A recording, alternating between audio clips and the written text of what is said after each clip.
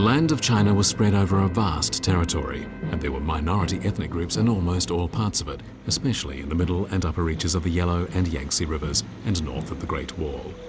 In addition, there were numerous clans of the Yue ethnic group in the south, while from Yunnan to Sichuan lived the Yi ethnic group. In Guangxi, there were numerous smaller ethnic groups. During the Western Han Dynasty, counties with high concentrations of minorities were called Dao, that is, ethnic autonomous counties. This was a system that had its origins in the Qin dynasty.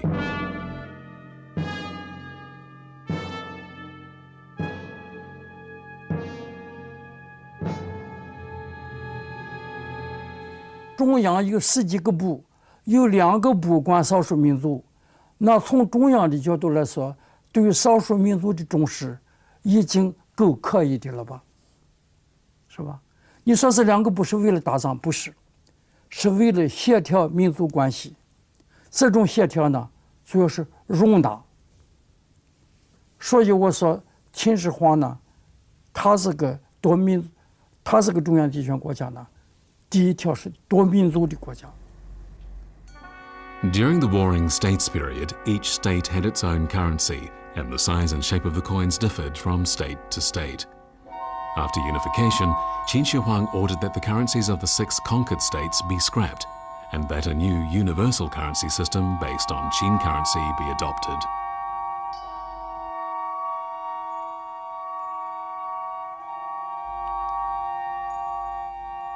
At the same time, Qin Shi Huang instituted a universal system of weights, measures and standards, also based on the Qin system. Archaeologists have uncovered a complete copy of Qin Shi Huang's decree promulgating this reform of measures and standards, and the tools to be used.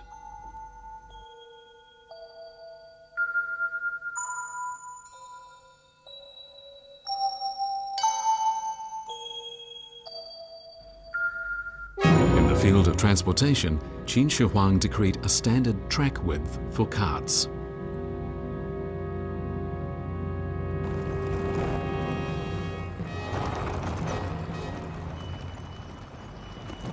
The earliest form of written Chinese developed during the Shang and Zhou dynasties, and the words were originally all written in the same way.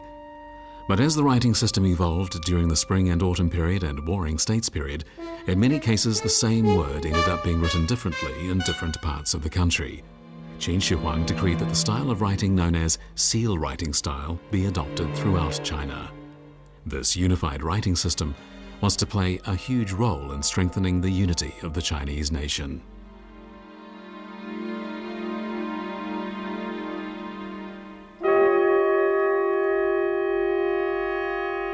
Although we are separated from the Qin dynasty by more than 2,000 years, archaeologists are constantly uncovering evidence of its past glories. Building number 1 of the Qin Palace at Xianyang was a 3-tier structure built on a base of rammed earth, and these computer-generated images reveal its magnificence.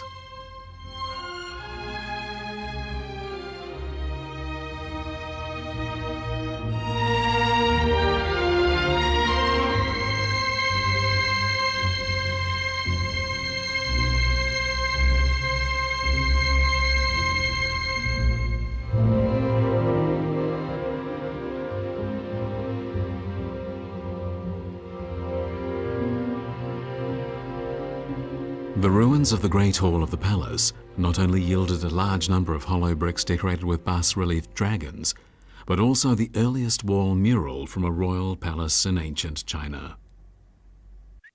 The Qing dynasty, when China was united for the first time ever, can unquestionably be called one of the most glorious periods in the country's history.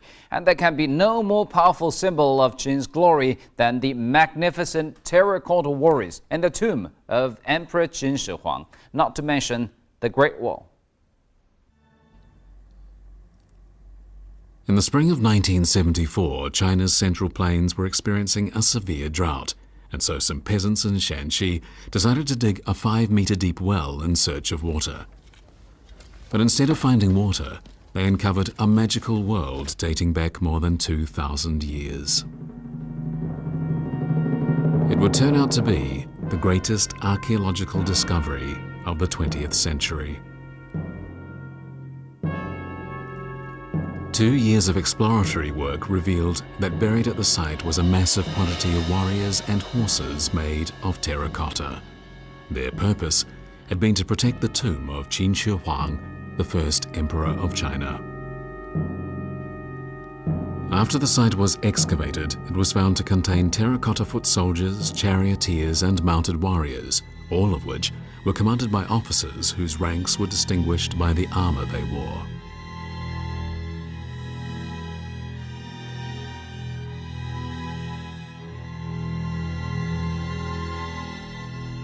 The clothing worn by these soldiers reveals details about the station each of them held.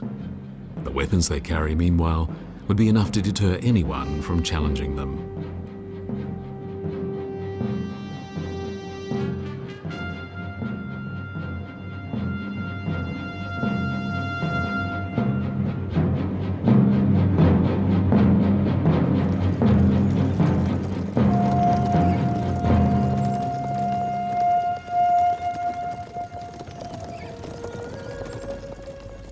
A complete inventory of the 3 burial pits reveals they contain nearly 8,000 terracotta warriors and horses, and more than 140 wooden chariots.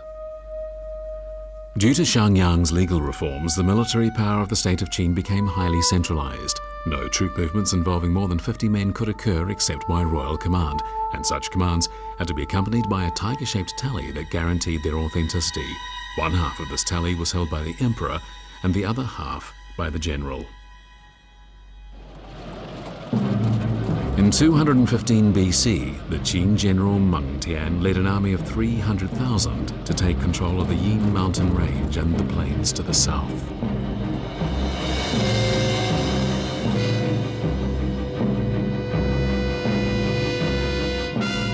In order to strengthen the country's northern border, General Meng Tian built the largest military fortification in the country's history, the Great Wall.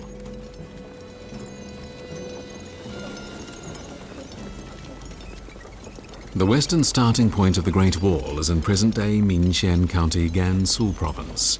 From there, the wall stretches more than 5,000 kilometers eastward into the Liaodong Peninsula.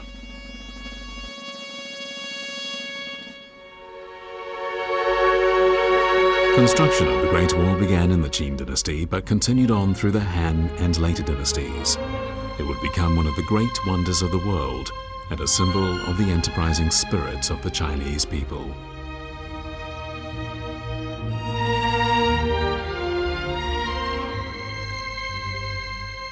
But the great construction projects of the Qin dynasty are not limited to the Great Wall. A few years after beginning construction on the Great Wall, the Qin court began building a road more than 700 kilometers long.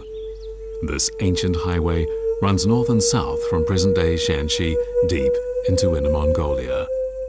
Half of this road runs through mountains and half across plains. When it was built, it was the longest state road in the world, yet this massive project was completed in just 2.5 years. It is truly an historical wonder.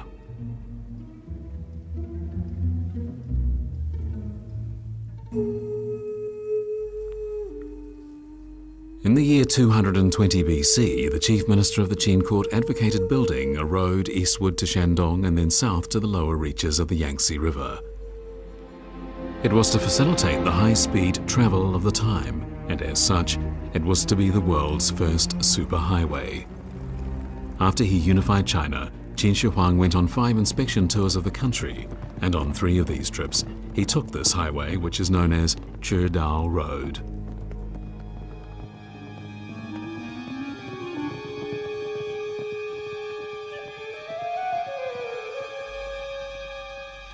Qin Shi Huang died in the summer of 209 BC. At the time, he was on one of these inspection tours. He was only 50 years old. What Qin Shi Huang left behind was a unified country, and it is an eternal monument to his greatness.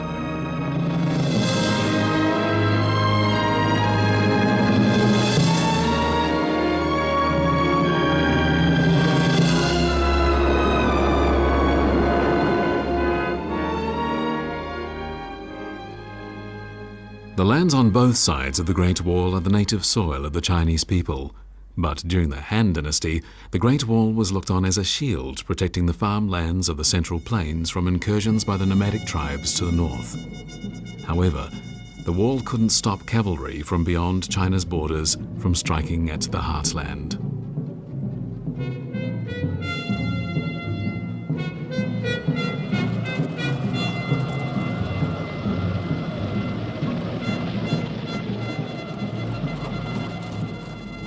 Where are the brave warriors to stand guard over my land?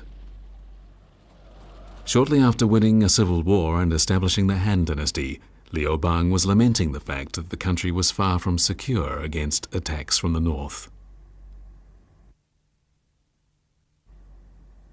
It was in that year that Liu Bang completed construction of Weiyang Palace in the city of Chang'an.